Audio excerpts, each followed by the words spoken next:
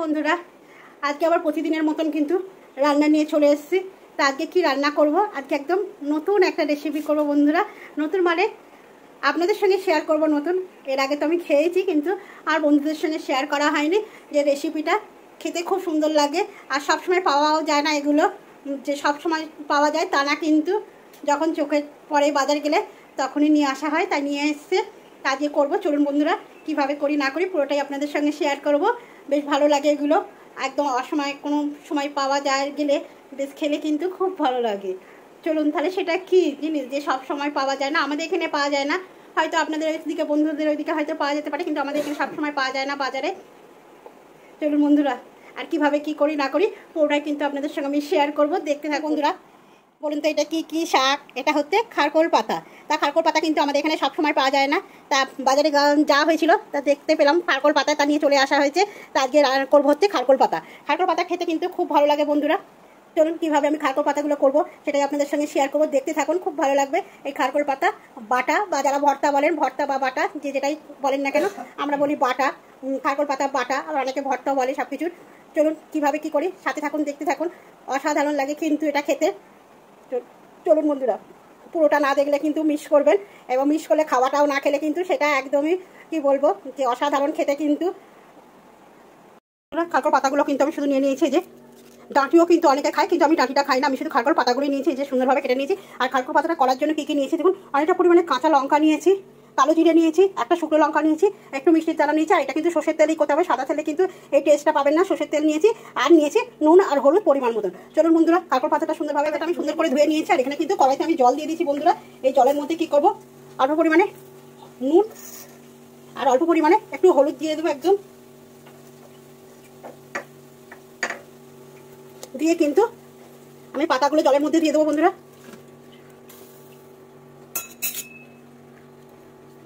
এগুলো কিন্তু সবসময় বাজারে পাওয়া যায় না, বা এগুলো সবসময় ভালো লাগে না কি পাওয়া যায় না। এগুলো কিন্তু অন্য স্বাদের একটা জিনিস, তাই না বন্ধুরা? পটল, উচ্ছে, ঝিঙে এগুলো হচ্ছে অন্য স্বাদে, আর এটা একদম তার বিপরীত একটা সুন্দর বেশ মাঝে সাথে এগুলো পাওয়া গেলে খেলে কিন্তু খুবই ভালো লাগে খেতে। চলো বন্ধুরা একটু সেদ্ধ হয়ে যাবে, এটা একদম কিন্তু টকবক করে পাতাগুলো ফুটে গেছে সুন্দরভাবে, দেখতেই পাচ্ছেন।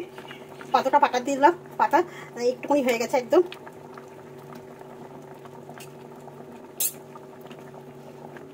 আর এর থেকে বেশি আমি সেদ্ধ করবো না বন্ধুরা। চলুন আমি এবার এটাকে নামিয়ে নিই, ঝুড়ির মধ্যে পুরো দিয়ে দিলাম। জল ঝরার জন্য একদম ঝুড়ির মধ্যে দিয়ে দিয়েছি। আর একটু ঠান্ডা হোক, ঠান্ডা না হলে তো করতে পারবো না, একটুখানি ঠান্ডা হয়ে যায়। একটু জলটা ঠান্ডা হয়ে গেছে, এবার হাতটা দেওয়া যাচ্ছে। এবার কি করবো, একদম যতটা জল আছে আমি কিন্তু চিপে নেবো, একদম সুন্দর করে এইভাবে চিপে চিপে নেবো। যতটা শাকে জল আছে একটু কিন্তু রাখবো না, যতটা পারবো হাত দিয়ে কিন্তু চিপবো। চিপে চিপে এই যে মিক্সির মধ্যে দিয়ে দেবো। শিলেতেও বাটা যায় বন্ধুরা, যেহেতু মিক্সি আছে, আর শিলেতে বাটলাম না, নাহলে কিন্তু শিলেতেও খুব সুন্দরভাবে বাটা যায়। দেখুন এক পেতে নিলাম, সেটা কিন্তু হয়ে গেল এইটুকুনি, দেখতে পাচ্ছেন কতটুকু হয়ে গেল একদম। এইভাবে কিন্তু সব কটা নিয়ে নেবো। আগে তো গ্রামের দিকে, শহরে দেখতেই পাওয়া যায় না, কিন্তু গ্রামের দিকে এই বর্ষাকালে কিন্তু রাস্তার ধারে ধারে অনেক জায়গা কিন্তু হয় এই শাক। এখন দেখা যায় না, একদমই পরিষ্কার পরিচ্ছন্ন করে দেয়। এটা দিয়ে দিলাম, আর এর মধ্যে দিয়ে দিলাম আমি এই কাঁচা লঙ্কা, অনেকগুলো কাঁচা লঙ্কা দিলাম বন্ধুরা, একটু ঝাল ঝাল না হলে ভালো লাগে না। আর দিলাম কালো জিরে, পরিমাণ মতন কালো জিরে দিলাম, দিয়ে সুন্দরভাবে এটা মিক্সি করে নেবো। খারকোলটা কিন্তু সুন্দরভাবে আমি বেটে নিয়েছি, খারকোল আর কাঁচা লঙ্কা দেখতেই পাচ্ছেন দারুণভাবে বেটে নিয়েছি। দেখুন এটা একটা বাটিতে নাপিয়ে নেবো আস্তে আস্তে, খুব মিহি করে বাটা হয়ে গেছে একদম। আর এতে কিন্তু ঝালটা কিন্তু বেশি ভালো লাগে, ঝাল ঝাল সুন্দর লাগে খেতে। সব নাপিয়ে নিই, কি ভালো লাগছে দেখতে, সবুজ। কড়াইয়ের মধ্যে দিয়ে দেবো এবার আমি তেল। একটু তেলটা বেশি লাগে, আর সর্ষের তেল দিয়ে করবেন কিন্তু বন্ধুরা। একদম এইসব রান্না মানে কিন্তু মাছ সর্ষের তেল না হলে কিন্তু ভালো লাগবে না বন্ধুরা, আগে থেকেই বলে দিলাম। অন্য কোনো কিছু করলে কিন্তু সেটা না হলেও কিন্তু কোনো ভর্তা কোনো কিছু করতে গেলে কিন্তু সেটা সর্ষের তেল না হলে একদমই ভালো লাগে না। তাই সর্ষের তেলটা কিন্তু একদম মাছ দেবেনই। দিয়ে দেবো একটা শুকনো লঙ্কা, আর দিয়ে দেবো একটু কালো জিরে, দিয়ে এটাকে একটু অপেক্ষা করবো একটু ভাজা ভাজা হওয়ার জন্য। বেশ কালো জিরের একটা গন্ধ আর শুকনো লঙ্কার গন্ধটা যতক্ষণ না বেরোচ্ছে, তার জন্য কিন্তু অপেক্ষা করতে হবে, তাই না বন্ধুরা? আর গ্যাসটা কিন্তু আমি মিডিয়ামই রেখেছি, খুব জোরে দিইনি। খুব জোরে দিলে তেল হাই হয়ে গেলে খুব তাড়াতাড়ি মশলাটা পুড়ে যায় একদম, তাই মিডিয়াম আছে কিন্তু আমি মশলাটা একটু ভেজে নেবো। বেশ সুন্দর একটা গন্ধ বেরিয়ে গেছে কিন্তু বন্ধুরা।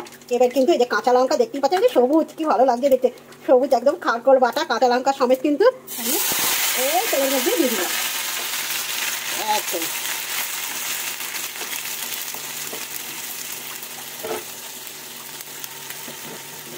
করতে বেশি টাইম লাগে না বন্ধুরা একদম।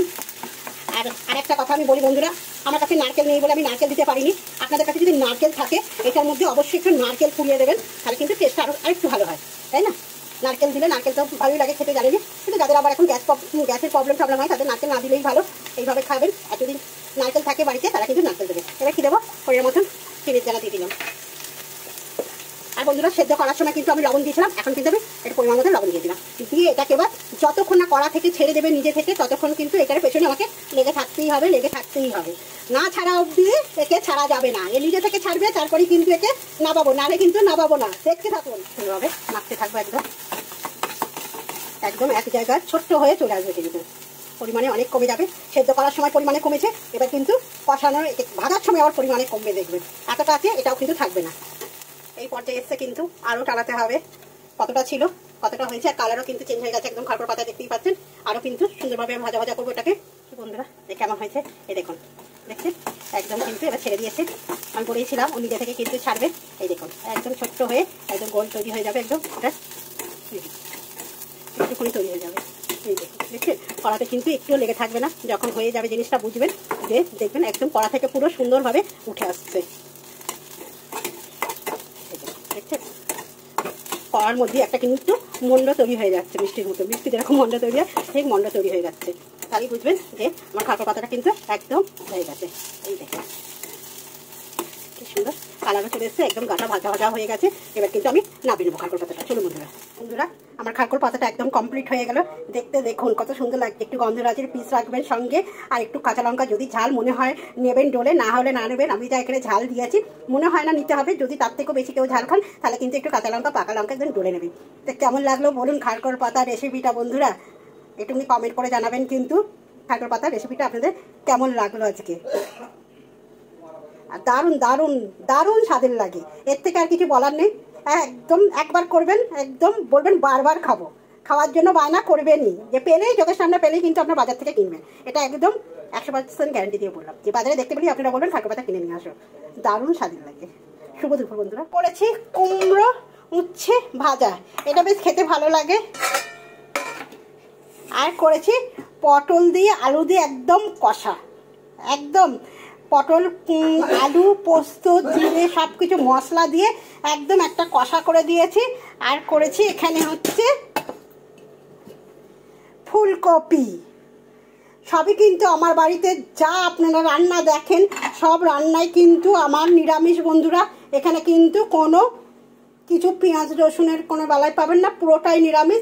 তা বলুন বন্ধুরা দুপুরের রান্নাটা কেমন, আর খাওয়া দাওয়াটা এবার করতে বসবো একদম ঝপঝপ ঝপঝপ করে। তা যাদের পছন্দ এরকম রেসিপি তারা কিন্তু আপনার দিদিভাইয়ের নিমন্ত্রণ লাগলো। যারা ভালোবাসেন এরকম নিরামিষ খাওয়া দাওয়া করতে তারা কিন্তু ঝটপট করে আপনার দিদিভাইয়ের পরিবারে চলে আসুন, একসঙ্গে দুপুরের খাওয়াটা কমপ্লিট করবো। শুভ দুপুর বন্ধুরা, ভালো থাকবেন, সুস্থ থাকবেন সবাই।